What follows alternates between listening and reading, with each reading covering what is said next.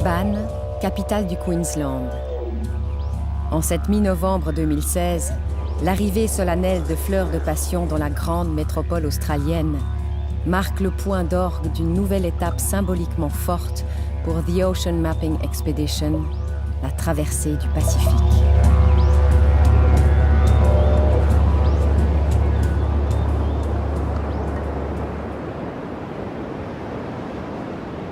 Un demi-tour du monde sur les traces de Magellan vient d'être accompli par les hommes et les femmes qui se sont succédés à bord du voilier depuis le départ de Séville en avril 2015.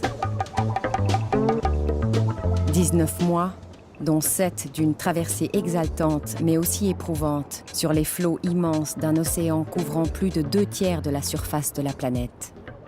Parmi ces membres d'équipage, 13 jeunes ont participé à la traversée dans le cadre du programme socio-éducatif Jeunes en mer. Pour ces équipiers à part entière, l'expérience aura été intense. À la barre et à la manœuvre, de jour comme de nuit, elle leur a donné l'occasion de se forger de nouveaux horizons, au contact exigeant du très grand large, des autres et d'eux-mêmes.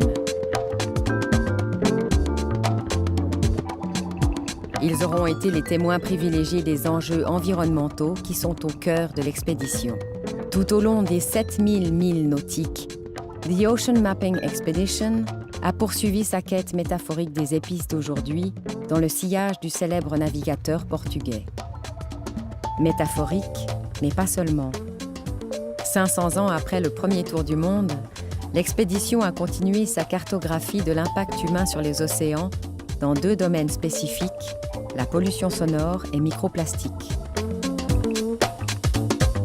Pour mieux apprécier le chemin parcouru, retour à Barcelone dans les locaux du laboratoire d'application bioacoustique de l'Université Polytechnique de Catalogne, partenaire de l'expédition dans le cadre du programme 20 000 sons sous les mers. Son directeur, le biologiste et ingénieur Michel André, y partage les premiers fruits sonores récoltés par l'expédition dans les eaux du Pacifique.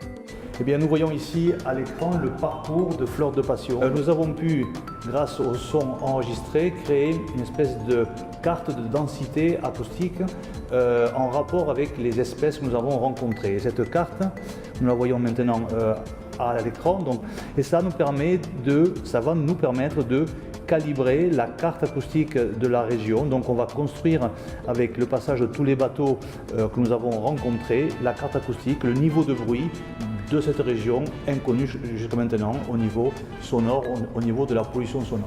Et donc on va pouvoir maintenant accéder à ces sons que nous avons enregistrés. Alors sur cet écran là ici, vous pouvez voir un spectrogramme. Alors un spectrogramme, c'est en fait une image, c'est une représentation en 3 dimensions comme une partition qu'un musicien de la mer serait capable de lire.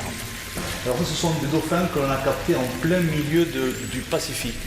C'était en pleine nuit. Alors on n'a pas évidemment toutes les données pour savoir à ce moment précis ce qu'ils faisaient, mais par analogie à des sons qu'on a déjà captés dans d'autres endroits du monde, on sait qu'à ce moment précis, ces dauphins-là, et on peut le voir sur cet écran, ces barres verticales, ce sont le sonar qu'ils produisent au moment de la chasse. Alors justement, ce qui nous intéresse aussi, c'est de savoir comment ces sources artificielles produites par l'homme, et donc par des bateaux en plein milieu de l'océan, peut influencer son comportement naturel de chasse. Alors ici, c'est absolument un comportement qui n'est pas dérangé par nos activités, et nous allons voir qu'à l'approche d'un bateau, alors c'est un porte-container qui a croisé notre route, les signaux de ces animaux vont être masqués. Qu'est-ce que ça veut dire?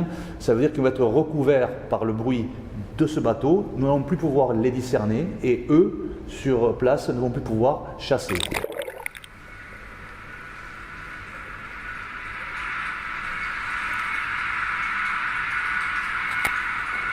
J'entends le bruit des machines là. C'est ce que j'entends là sur les hélices. Pendant ce temps, en Suisse, les analyses du programme Micromégas sur les microplastiques se poursuivent.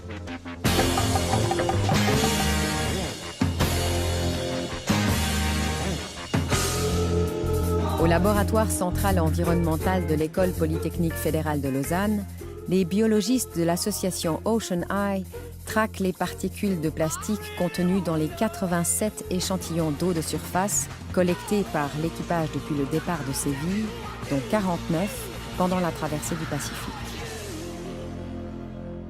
Dans cette partie peu fréquentée du Pacifique Sud, l'expédition a notamment permis de confirmer l'existence d'un gyre, une de ces énormes concentrations de déchets plastiques créées par les courants qui étaient jusqu'à présent hypothétiques.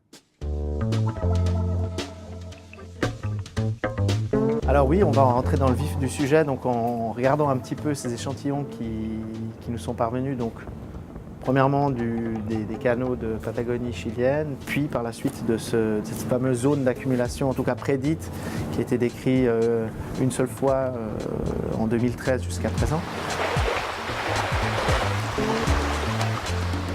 Donc ici, on a un exemple typique de ce qu'on trouve dans les canaux de Patagonie chilienne.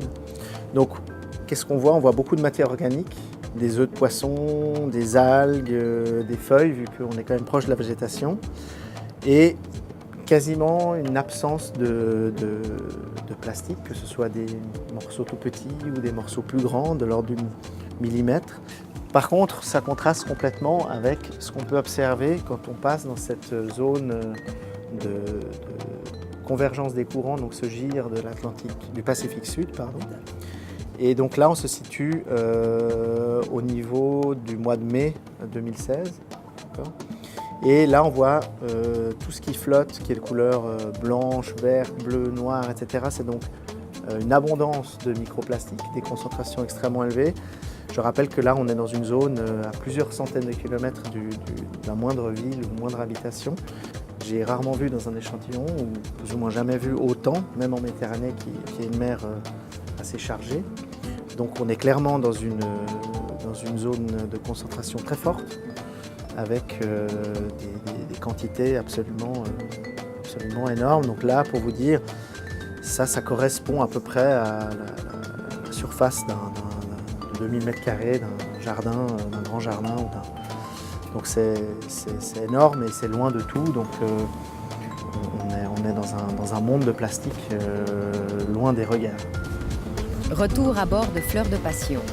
Du Chili à l'Australie, en cette année 2016, 3 dessinateurs supplémentaires se sont relayés pour cartographier à leur façon le monde d'aujourd'hui, à la lumière de celui de l'époque de Magellan.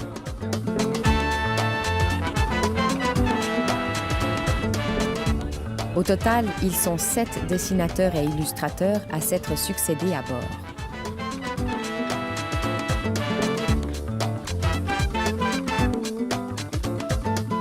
C'est Isabelle Pralon qui a eu les honneurs de la Polynésie.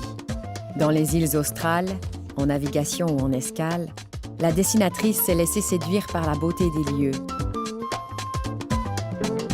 Dans un premier temps, quand on m'a proposé de partir sur le bateau pour faire un carnet de voyage dessiné, j'ai d'abord refusé parce que j'ai très peur de l'eau, j'ai super peur des bateaux et je ne dois pas tellement aller au soleil. Donc voilà, ça a été mon premier réflexe. Et puis après, je suis allée voir sur le site et j'ai vu qu'ils allaient en Polynésie. Et là, c'était en effet le nom qui faisait résonner des envies de paradis, les dessins, toutes les peintures de Gauguin, des espèces de fleurs mirifiques à dessiner aussi, des eaux transparentes. J'ai rappelé, c'était Pierre-Louis Chantre qui m'en avait parlé, je l'ai rappelé tout de suite et puis j'ai dit en fait je suis partante, c'est une géniale proposition. Donc il m'a demandé si j'avais plus peur de l'eau. J'ai dit que j'avais fait une thérapie éclair, que ça allait le faire, c'était réglé. Mais c'est vraiment cette envie de Polynésie et puis d'Océanie, de partir de l'autre côté du monde.